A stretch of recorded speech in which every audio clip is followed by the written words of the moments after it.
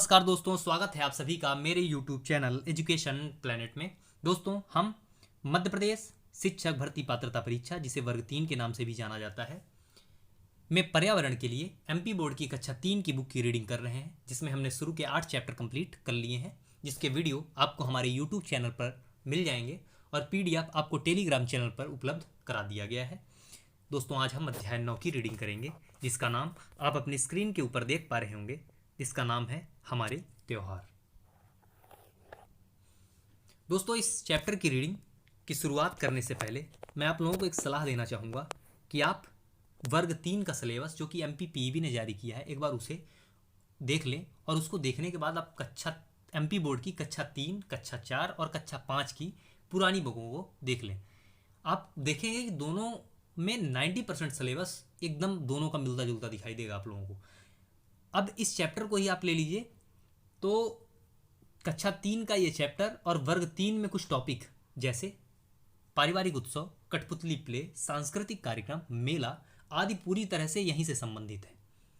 इसलिए दोस्तों, हमें अपने कॉन्शियस माइंड का 100% रीडिंग को देना होगा, क्योंकि कोई भी इंपॉर्टेंट लाइन एग्जाम में एक क्वेश्चन का रूप ले सकती है। अतः हमें बहुत ही सावधानी से और एग्जाम के पॉइंट ऑफ व्यू से रीडिंग करना होगा। तो आइए समय न गंवाते हुए हम अपनी रीडिंग की शुरुआत करते हैं। पाठ 9, हमारे त्यौहार। हम इसमें क्या क्या सीखने वाले हैं, तो हमारे देश के राष्ट्रीय त्यौहार कौन कौन से हैं, फिर हम अपने जो स्कूलों में जो या साला में जो त्यौहार मनाते हैं वो कौन कौन से हैं, पारिवारिक उत्सव जैसे हम अपने घर में दिवाली, ईद, होली ये सब मनाते हैं, इनके बारे में पढ़ेंगे। त्योहारों का हमारे जीवन में क्या महत्व है और मनोरंजनों के और क्या क्या साधन हो सकते हैं, मनोरंजन के और क्या क्या, जैसे कठपुतली, मेला इत्यादि। तो आइए स्टार्ट करते हैं। त्यौहार हमारे जीवन में खुशियाँ लेकर आते हैं। सभी धर्मों के लोग त्योहारों या उत्सवों को उत्साह के साथ मनाते हैं। हमारी साला में भी कुछ त्यौहार मनाते हैं। साला में हम कौन कौन से त्यौहार मनाते हैं, नीचे दी गई तालिका में लिखिए। तो साला में जो जो त्यौहार मनाए जाते हो आप इन तालिका में लिख सकते हैं। राष्ट्रीय त्यौहार, स्वतंत्रता दिवस, गणतंत्र दिवस, गांधी जयंती हमारे राष्ट्रीय त्यौहार हैं। राष्ट्रीय त्यौहार पूरे देश में सब लोग मनाते हैं। पहला राष्ट्रीय त्यौहार हम जो पढ़ने वाले हैं वो है स्वतंत्रता दिवस। तो 15 अगस्त को स्वतंत्रता दिवस मनाया जाता है। इस दिन हमारा देश अंग्रेजों के राज से आज़ाद हुआ था। आज़ाद यानी स्वतंत्र, इसलिए हमें इसे स्वतंत्रता दिवस कहते हैं। 15 अगस्त के दिन हमारे देश के प्रधानमंत्री दिल्ली के लाल किले पर झंडा फहराते हैं और देश की आम जनता को के नाम एक संदेश देते हैं। हमारे देश को स्वतंत्र कराने के लिए अपने जीवन का बलिदान देने वाले सभी बहादुर महापुरुषों और महिलाओं को हम इस दिन याद करते हैं। यह त्यौहार पूरे देश में एक साथ अलग अलग स्थानों पर मनाया जाता है। साला में भी इस दिन राष्ट्रगान गाया जाता है। इस दिन साला में और भी कई कार्यक्रम होते हैं। कुछ कार्यक्रम तालिका में दिए गए हैं, आपकी साला में होते हैं या नहीं, हाँ या ना लिखिए। तो ये राष्ट्रगान का गायन, भाषण, नृत्य, सामूहिक गायन, सांस्कृतिक कार्यक्रम, मिठाई बांटना, ये सब होता है आपके कार्यक्रम। ये छोटे बच्चों के लिए आप स्किप करना चाहें तो कर सकते हैं। गणतंत्र दिवस दूसरा राष्ट्रीय त्यौहार है हमारा। गणतंत्र दिवस 26 जनवरी को मनाया जाता है। 26 जनवरी 1950 को हमारा संविधान लागू हुआ था। इस दिन दिल्ली में 3 सेनाओं की सैनिकों की परेड निकलती है, जिसकी सलामी राष्ट्रपति लेते हैं। परेड में देश के कोने कोने से आए छात्र छात्राओं के दल भी भाग लेते हैं। तरह तरह के वायुयान, टैंक आदि भी दिखाए जाते हैं। परेड के अंत में अलग अलग राज्यों की झांकियां भी निकलती हैं, जिसमें वहाँ के जनजीवन की झलक मिलती है।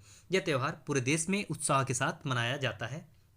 गांधी जयंती, महात्मा गांधी का जन्मदिन हर वर्ष गांधी जयंती के रूप में 2 अक्टूबर को मनाया जाता है। इस दिन बापू की समाधि पर सर्वधर्म प्रार्थना सभा होती है। देश में अलग अलग जगह पर सर्वधर्म प्रार्थनाएं सभा होती हैं, जिसमें सभी धर्मों के लोग भाग लेते हैं। ध्यान रखिएगा, 2 अक्टूबर को ही गांधी जी के अलावा शास्त्री जी का भी जन्म दिवस मनाया जाता है। लाल बहादुर शास्त्री हमारे देश के प्रधानमंत्री थे। शिक्षक दिवस, 5 सितंबर को डॉक्टर राधाकृष्णन का जन्म दिवस शिक्षक दिवस के रूप में मनाया जाता है। डॉक्टर राधाकृष्णन हमारे देश के द्वितीय राष्ट्रपति थे। बाल दिवस, हमारे देश के प्रथम प्रधानमंत्री पंडित जवाहरलाल नेहरू बच्चों को बहुत प्यार करते थे। उनका जन्मदिन 14 नवंबर को बाल दिवस के रूप में मनाया जाता है। कुछ छोटे छोटे क्वेश्चन हैं। राष्ट्रीय त्योहारों के नाम, गणतंत्र दिवस कब मनाया जाता है। अब हम लोगों ने प्रमुख राष्ट्रीय त्योहारों को पढ़ लिया है, अब हम पारिवारिक उत्सव के बारे में पढ़ेंगे। तो हमारे देश में राष्ट्रीय त्योहारों के अलावा और भी कई त्यौहार हैं जिन्हें परिवार के साथ हम लोग मनाते हैं। जैसे पहला है रक्षाबंधन। यह त्यौहार भाई बहन के प्रेम का प्रतीक माना जाता है। इसे राखी का त्यौहार भी कहा जाता है। इस दिन बहन अपने भाई की कलाई पर राखी बांधती है तथा शुभकामनाएं देती है। भाई बहन की रक्षा करने का जो है वचन देता है। दशहरा दूसरा है। इसे विजयदशमी भी कहा जाता है। यह त्यौहार बुराई पर अच्छाई की विजय के रूप में मनाया जाता है। इस दिन राम ने रावण का वध किया था। राम को अच्छाई और रावण को बुराई का प्रतीक माना जाता है। तीसरा त्यौहार दीपावली।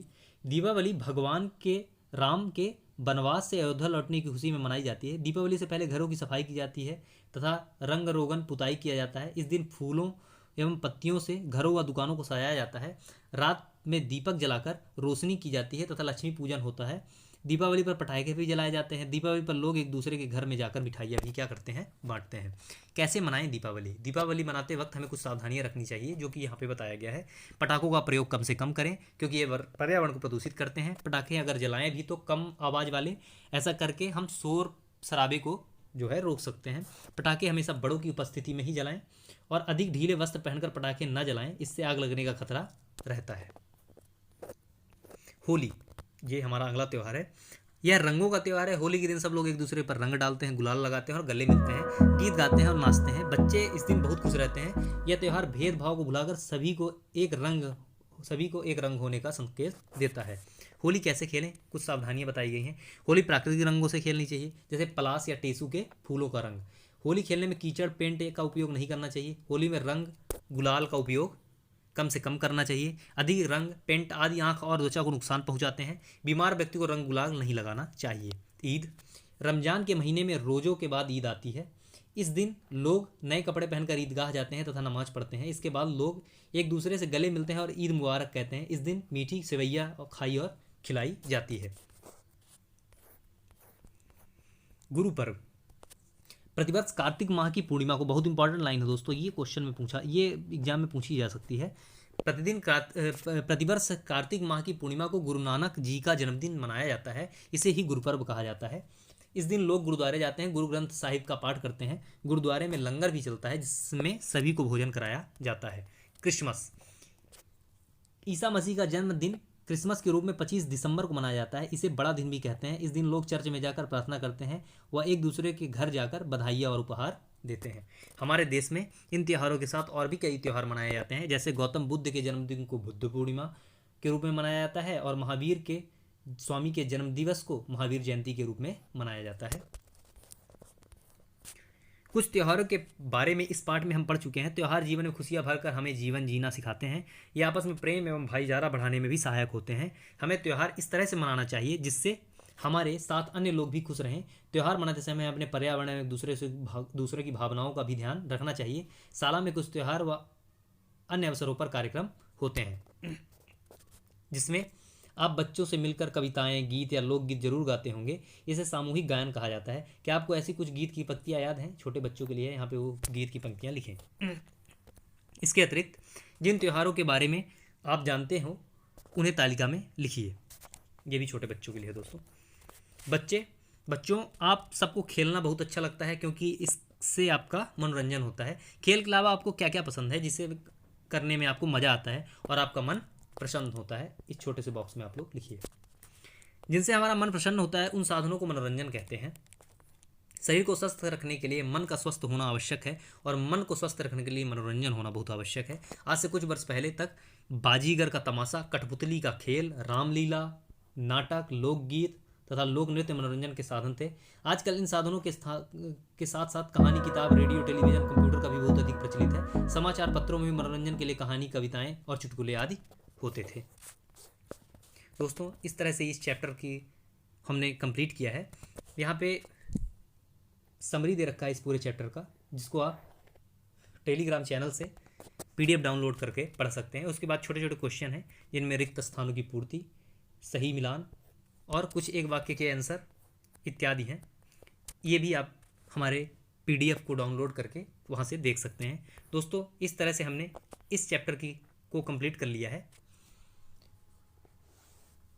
आपको अगर मेरा यह वीडियो पसंद आया हो और मेरी यह छोटी सी मेहनत आपको पसंद लगी हो तो वीडियो को लाइक और शेयर करना न भूलें तथा चैनल को सब्सक्राइब करना न भूलें। बहुत बहुत धन्यवाद दोस्तों।